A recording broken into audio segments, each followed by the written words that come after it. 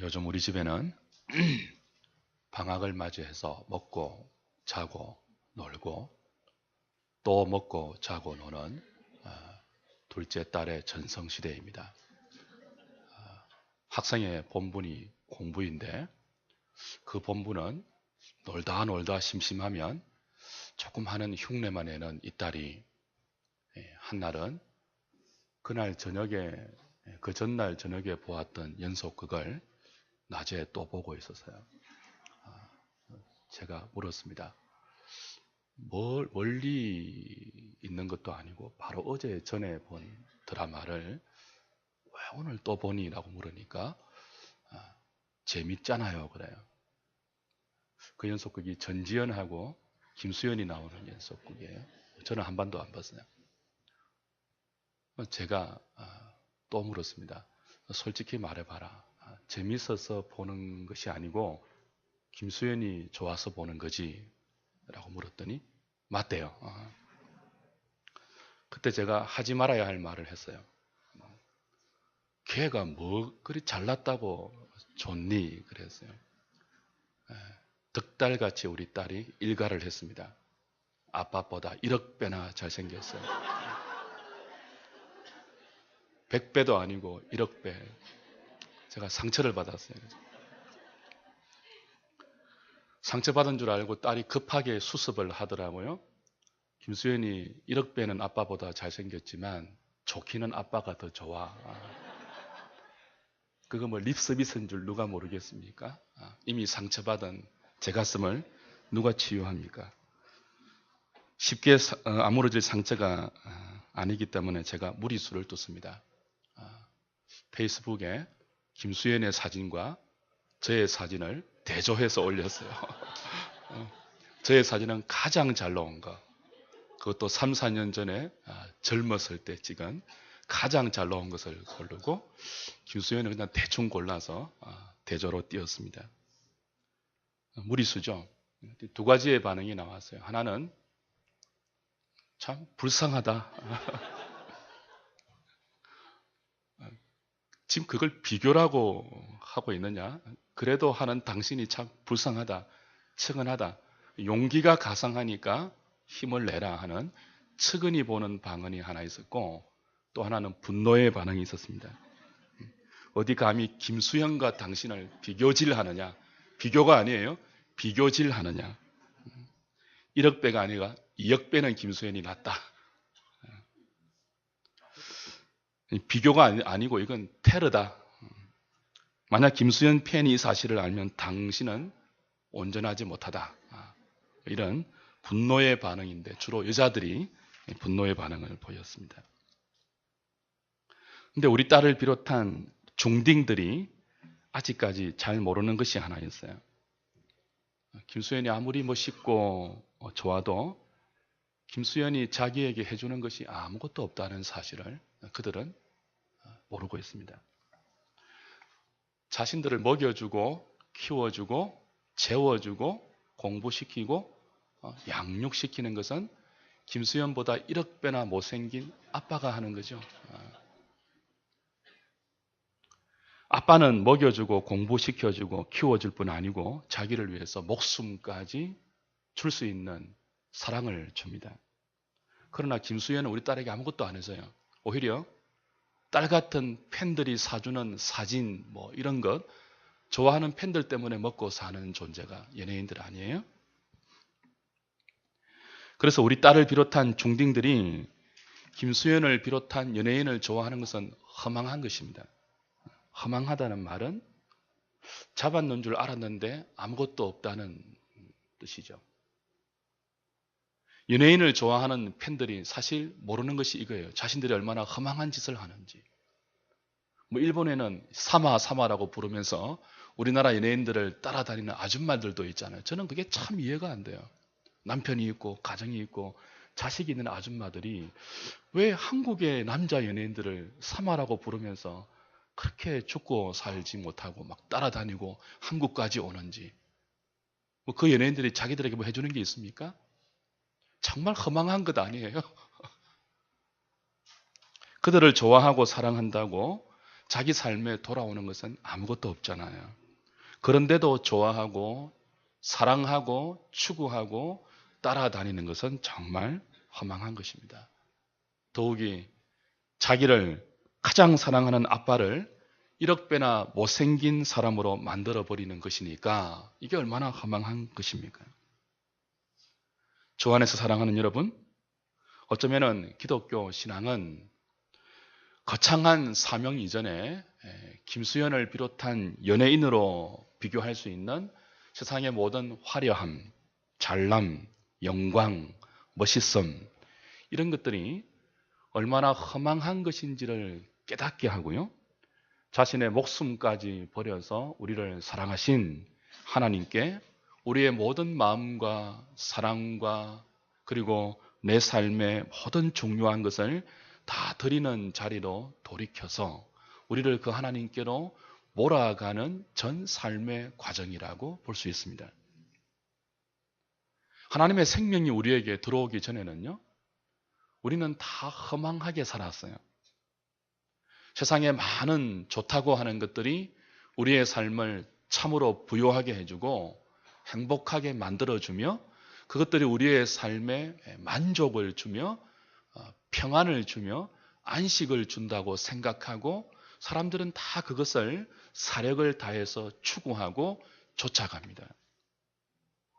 그러나 이런 것들을 인생의 목표로 삼고 사는 것은 마치 바람을 잡는 것과 같은 것이죠. 하늘에서 달을 따다 하늘에서 별을 따다 그대 두 손에 담아드리리 하는 노래와 비슷한 것입니다. 무지개를 잡으려는 것과 같은 거예요. 세상이 그토록 우리에게 귀하다고 소리쳐서 쇠뇌시키는 많은 것들을 잡으려고 인생들이 그렇게 사력을 다해 마침내 그 지점에 당도했을 때 그들이 한결같이 고백하는 고백이 무엇이었습니까? 내가 이걸 위해서 지금까지 그렇게 살아왔단 말인가? 허망하다는 거예요. 허무하다는 거예요.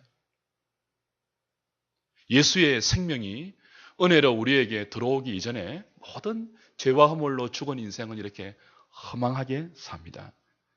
그래서 조금 뒤에 에베소서 4장 17절 보면 사도가 이런 말을 하죠. 17절입니다. 그러므로 내가 이것을 말하며 주 안에서 정언하노니 이제부터 너희는 이방인이 그 마음에 무엇으로요? 허망한 것으로 행함같이 행하지 말라 그래요. 과거에는 우리도 다 이렇게 마음에 허망한 것을 바라고 그 허망한 것이 이끄는 대로 행하며 살아왔어요. 과거에는 이방인처럼. 근데 이제는 예수의 생명이 우리를 죄와 허물에서 육체와 마음에 원하는 모든 욕심으로부터 풀러내어 하나님의 자녀된 자리로 돌이켜 놓았기 때문에 이제는 그렇게 허망하게 살지 말라고 하는 거죠.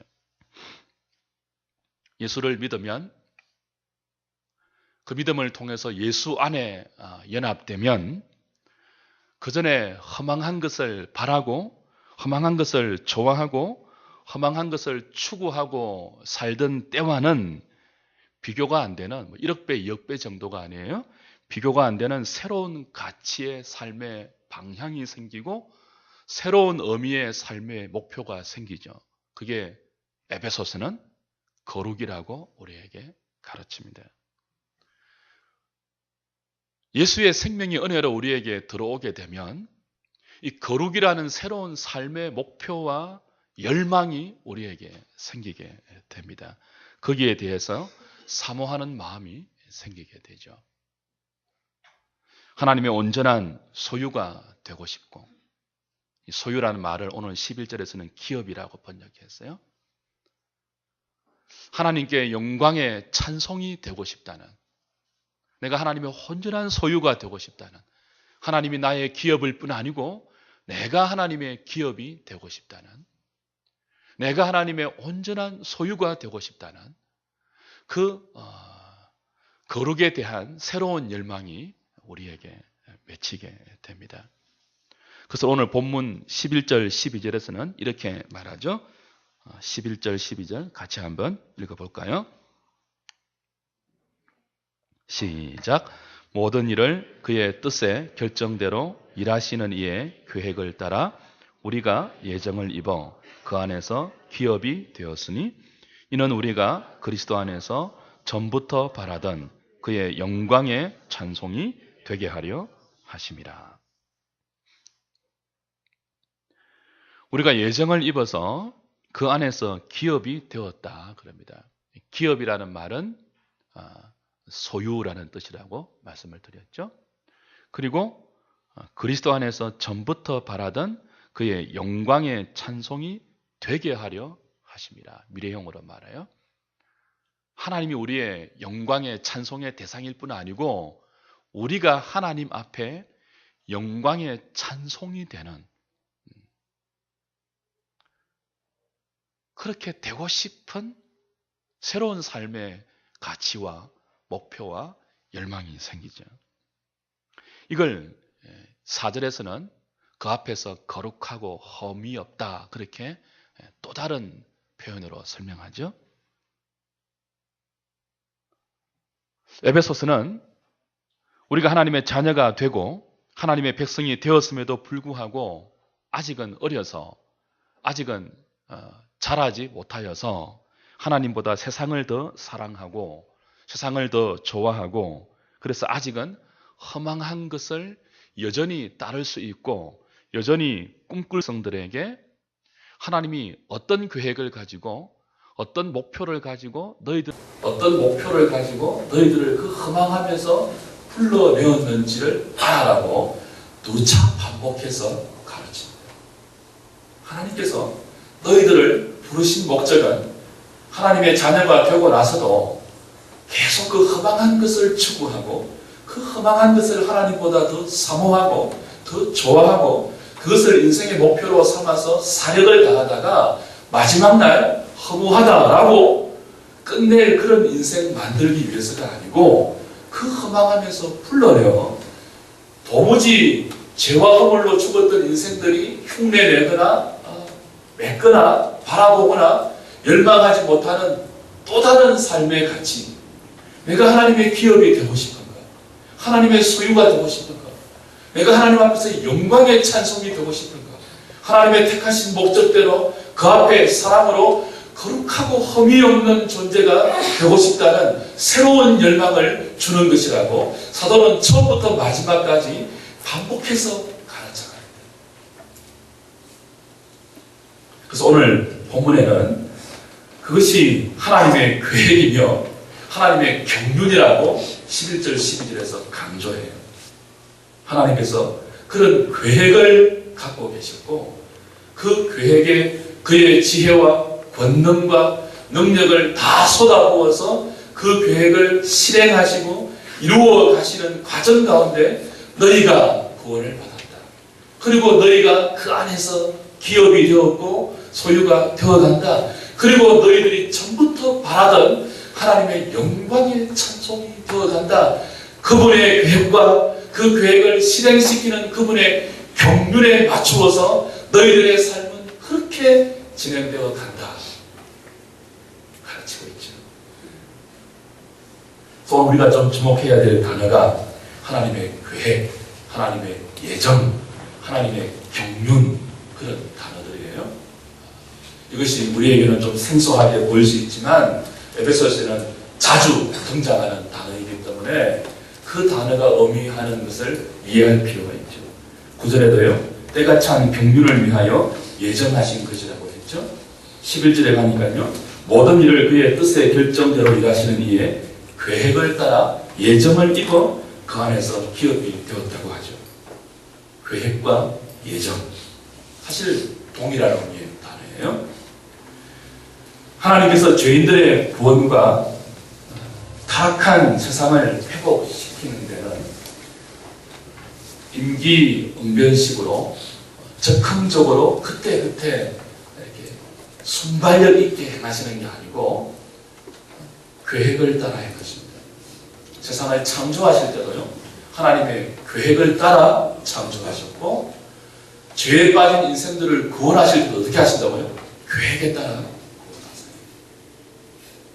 특별히 이성적인 피조물, 인간을 비롯한 천사들의 구원과 관계된 하나님의 계획을 예정이라고 성경은 만사 만물에 대한 하나님의 계획을 작정이라고 부른다면 그 작정 중에도 조금 좁게 저와 여러분들 인생 그리고 천사들, 타락한 천사를 비롯한 천사들, 인생과 천사를 이성적인 피조물이라고 하죠. 이 이성적인 피조물에 대한 하나님의 계획을 뭐라고 부른다고요? 예정이라고. 그 예정은 역시 하나님의 계획이죠. 우리의 구원을 하나님이 어떻게 계획하고 계시는가. 어떤 자를 그리스도 안에서 선택하시고 어떤 자를 공의를 실현하기 위해서 버리시는가. 하나님의 계획이에요. 근데 하나님은 계획만 갖고 계시는 분이 아니고 그 계획을 실행하시는 분입니다. 실행하실 때 무엇으로 실행하세요? 하나님의 지혜와 하나님의 능력과 하나님의 모든 총력을 동원해서 하나님의 계획을 역사 가운데 이루어 가시는 분입니다. 그렇게 당신의 계획을 하나님의 지혜와 능력으로 이루어 가시고 성취해 가시고 진행시켜 가는 것을 좀 어렵게 경륜이라고 해요.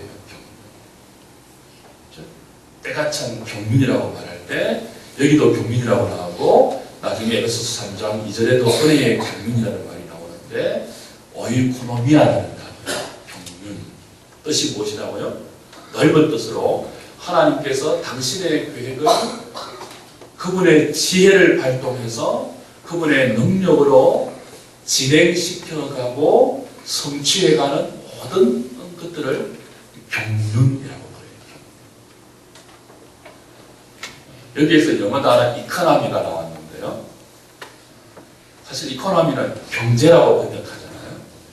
근데 그 경륜이라는 단어는 경제라는 뜻보다는 매니지먼트, 경영이라는 뜻이 더 합당한 뜻이죠. 그러니까 하나님께서 당신의 계획을 그분의 모든 지혜를 동원해서 이루어 가시는 것. 이게 하나님의 경영이에요. 하나님의 우주 경영, 하나님의 세상 경영. 그것을 무엇이라고 한다고요? 경륜이라고 해요. 경륜. 또 다른 말로는 승리라고 말하기도 해요. 좀 어려운 말이지만 성경이 쓰고 있는 말이기 때문에 이해할 필요가 있죠. 하나님의 세상 경영. 뭐라고 한다고요? 경륜이에요. 오이코노미아. 하나님의 경영을 어떻게 경영하시는 거예요? 적극적이 아니죠. 임기응변식이 아니죠. 그때그때 순간적이고 찰나적으로 되는 대로 하는 것이 아니죠. 만세전부터 택하신, 만세전부터 계획하신 당신의 계획대로 하나님은 우주를 경영하시고 세상을 경영하시고 그 가운데 있는 모든 인생의 개인사를 경영하십니다. 세상은 하나님의 경영 안에 있어요. 저와 여러분들의 인생도 하나님의 오이코노미아, 경영 안에 있어요. 세상의 경영은 개념이 그렇지 않습니까? 최소한의 투자를 해서 최대한의 이익을 남기는 쪽으로 세상의 기업과 세상의 경영은 운영이 되고 실행이 됩니다. 최소한의 투자로 최대한의 이익을 남기는 것을 위해서 모든 지혜를 경영자는 쏟아붓습니다. 그리고 모든 능력을 발동합니다. 하나님의 경영은 그런 최소한의 투자로 최대한의 이익을 뽑아내는 방식이 아니에요. 그와 같은 개념으로 본다면 하나님의 세상 경영은 적자투성입니다. 적자경영, 완전히 적자경영. 최소한의 투자를 해서 최대한의 최대한의 이익을 남기는 식의 경영은요, 매 분기, 매년 손익분기점을 대조하죠. 그래서 이 이익을 창출하지 못하는 부서는 과감하게 처리하고요. 좀 더 많은 이익을 창출해주는 사람들과 부서를 극대화하죠. 그런 식으로 경영을 합리화해 나갑니다. 그 개념으로 본다면 하나님의 우주 경영은 적자투성이에요. 왜냐하면 분기별로 매년 저와 여러분들의 인생을 그와 같은 관점에서 달아보셔서 너는 안 되겠어. 너는 내가 나의 능력과 나의 지혜와 나의 열심을 다 쏟아부어서 이렇게 구원을 향하여 모든 것들을 다 주고 있는데도 너는 너무 지금 김수영 같은 세상을 사랑하고 있어. 이렇게 따져가지고 너는 탈락. 그런 식으로 합리화의 방식으로 우리 인생을 경영하시고 교회를 경영하시고 세상을 경영하신다면 구원받은 인생이 있을 거예요, 없을 거예요?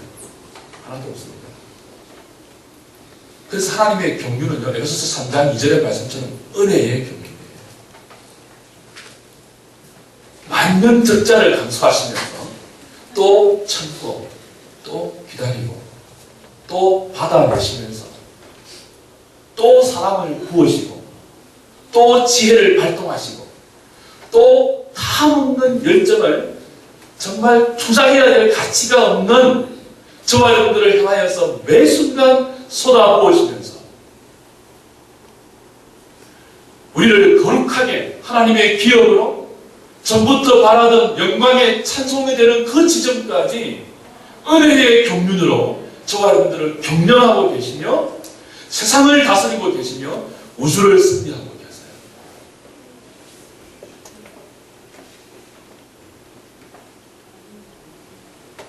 그것을 위해서 하나님의 어떤 때가 찬 경륜, 그의 아들을 보내실 경륜의 때가 되었을 때 독생자까지 아끼지 아니하고 우리와 똑같은 유신으로 보내어서 그 하나님의 경륜을 이루기 위해서 십자가에 우리 대신 죽임당하게 하시고 피를 흘리게 하시고 그를 믿는 모든 자에게 당신의 생명을 아낌없이 값없이 우상으로 주시는 거죠. 그리고 일반 은총으로 세상의 죄를 억제하시면서 역사 속에서 그리스도 안에서 택하신 모든 자를 복음으로 불러내기까지 세상을 일반 은총으로 경영합니다. 죄를 억제하지 않으면 하나님의 일반 은총으로 죄가 관영해서 금방 하나님의 심판이 쏟아져야 하기 때문에 하나님의 일반 은총으로 악인과 선인에게 동일한 당신의 은혜를 풍성하게 쏟아내시면서 세상을 경영해 가시죠. 그 속에서 택한 자를 복음으로 불러가세요. 그리고 복음으로 불러내어 당신의 아들 삼으신 자들을 거룩하고 흠이 없게 만들어 가시는데 그의 모든 지혜와 모든 능력과 모든 열심을 사용하십니다. 동원하십니다. 아낌없이 은혜로 동원하십니다. 그리고 마침내 그 경륜의 때가 다 온전하게 찰 때 주님이 다시 오셔서 사탄과 그에게 유혹되어서 하나님의 아들을 거부하고 욕망대로 허망하게 살았던 모든 인생들을 사탄과 더불어 영원한 지옥의 엄부에 떨어뜨릴 것이며 믿음으로 하나님의 아들의 소유됨을 열망하면서 그 앞에 영광의 찬송이 되는 하나님의 경륜을 이해하고 자신에게 주어진 모든 인생의 길이를 거룩하게 살려고 부족하지만 하나님을 좋아하면서 하나님의 설득하심에 항복해서 자기 인생을 그렇게 드렸던 주의 백성들을 하나도 남기지 아니하고 그의 아들의 나라에 새하늘과 새 땅과 새 예루살렘의 나라에 다 들어가게 하시고 그 경륜의 때를 마감하실 것입니다. 완성하실 것입니다. 그렇게 되기까지 하늘과 땅에 있는 모든 것들이 그리스도 안에서 다시 회복되고 통일될 그때까지 하나님은 역사를 당신의 경륜대로 진행시켜 가십니다. 일반 은총과 특별 은총을 그의 지혜로 다 쏟아부으시면서 말이죠. 그 과정 가운데 세상은 여전히 악인과 의인이 뒤섞여 삽니다.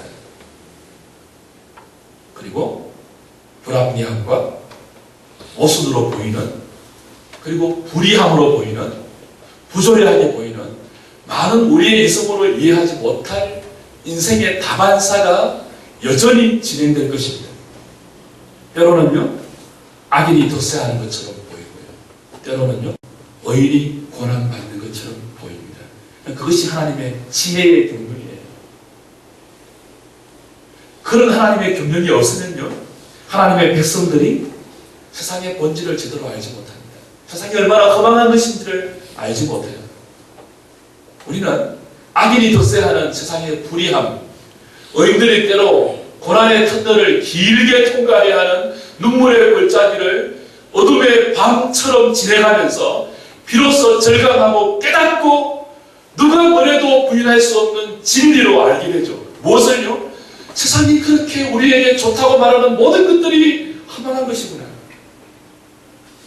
이것은 영원히 우리에게 참된 것을 약속하지 않는구나.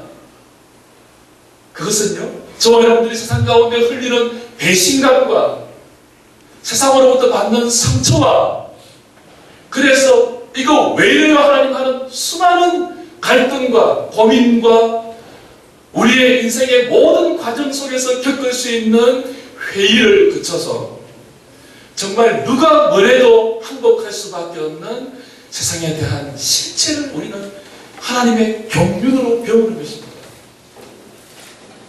그리고 독생자까지 아끼지 아니하시고 만병적자경영을 하면서까지 우리를 참아내시고 또 부르시고 또 진리로 인도하셔서 또 그분의 사랑으로 용납하고 받아주셔서 마침내 그 앞에 영광의 찬송이 되는 자리까지 우리 스스로 우리의 모든 마음과 뜻과 힘과 성품과 목숨을 다하여 하나님이 정말 좋은 분입니다, 나는 하나님을 사랑합니다 라는 자리까지 우리를 만들어 가시기 위하여 하나님 우리 인생 가운데 우리가 이해하지 못하는 많은 질문거리들을 허락하시고 그렇게 세상을 경영하시는 거예요. 오이코노미야, 하나님의 경영이에요. 이게 무스테리온하죠. 우리 지난주에 보았잖아요. 미스테리하죠. 비밀이에요. 비밀의 경륜이고 의뢰의 경륜이고 하나님의 지혜의 경륜입니다.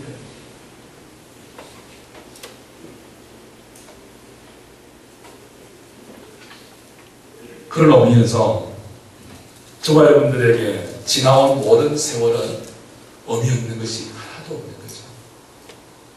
앞으로의 세월에 우리가 경험하는 모든 사건들도 의미 없는 것이 하나도 없는 거죠. 전부 뭐라고요? 하나님의 경륜 가운데 저와 여러분들의 거룩을 위해서, 택한 자들의 부름을 위해서, 하늘과 땅에 있는 모든 것들이 그리스도 안에서 회복되고 통일되는 그 하나님의 계획을 실행시키는 하나님의 지혜와 능력과 영광이 다 녹아있는 그 손길이 바로 우리의 인생이며 우리가 과거와 현재와 미래를 통틀어서 경험하는 삶의 여정들입니다. 이걸 이해하고 이걸 깨닫는다면 과거에 우리가 절망하고 과거에 우리가 때로는 분노하고 과거에 우리가 그렇게 회의하고 했던 모든 것들을 찬송과 감사로 바꾸십니다. 제가 아는 어떤 목사님이 초등학교 1학년 때 처음 교회에 나갔어요. 성탄절에 나갔어요. 그분이 저보다 나이가 많으니까 초등학교 그때 1학년 때의 성탄절은요, 거의 모든 아이들이 교회로 간다고 보면 되는데, 지금은 오라오라고 해도 안 오지만은 그때는요, 그냥 뭐 인형탈 하나 쓰고 나가면 동네에 있는 모든 아이들이 교회로 다 오는 시대였어요. 그래서 성탄절에 주일학교가 참을 미쳤죠. 너무 많이 와서 주일학교에서 준비한 빵과 선물이 모자라는 거예요. 그래서 그 주일학교에서 급하게 결정한 결정이 다 주지를 못하니까, 지금도 다 준비하지를 못하니까 누구만 주는가 하면 출석부에 이름이 기록된 애들만 준다, 이렇게 결정을 한 거예요. 그 목사님은 그때 처음 갔으니까 출석부에 이름이 있을 리가 없잖아요. 빵을 받았습니까? 못 받았습니까? 빵과 선물을 못 받았어요. 초등학교 1학년인데. 조금 더 큰 아이였다면 아마 상처를 받았겠죠. 치사하다 교회 다시는 안 갈 수도 있었는데, 초등학교 1학년이니까 어떤 마음을 먹었는가 하면, 좋다, 내가 내년에는 출석부에 이름을 올려서 반드시 저 빵을 받고야, 그리고 다음날 당장 출석부에 이름을 올려야 됩니다. 그 목사님이 감격 가운데 나중에 우리한테 이제 간증하는 게 그거예요. 만약 그때 교회가 빵을 주었다면 자기는 1년에 한 번 성탄절 때만 교회 나갔을 것 아니냐.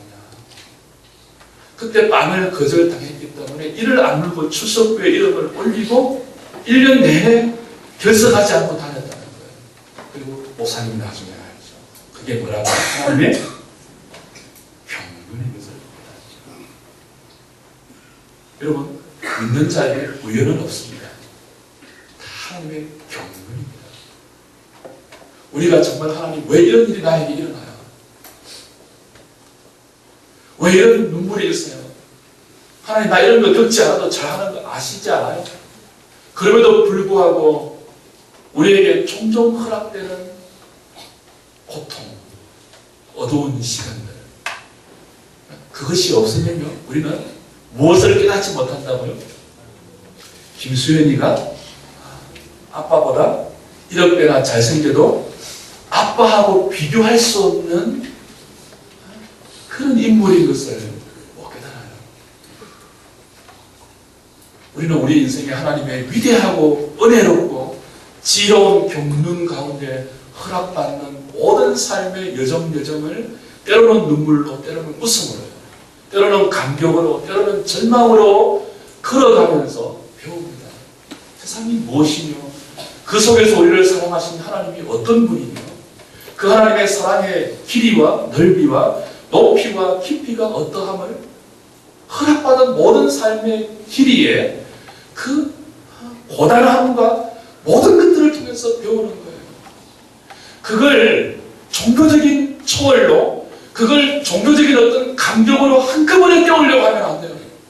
여러분 그걸 겪어내셔야 돼요. 그걸 다 받아내셔야 돼요. 그리고 그것을 믿음이라는 이름으로 살아내셔야 돼요. 그리고 뭐 하시라고요? 세상에 얼마나 소망을 둘 수 없는 무대이며 그것이 얼마나 우리에게 험한 것들을 많이 거짓되게 심어주며 그 가운데 하나님의 선하시고 기뻐하시고 온전하신 뜻이 무엇인지 분별하고 시험하여서 우리의 지각을 사용하여 선악을 분별하여 우리의 마음과 뜻과 성품과 모든 것들을 하나님께 드릴 수 있는 것인지를 모든 인생을 통하여 배워가고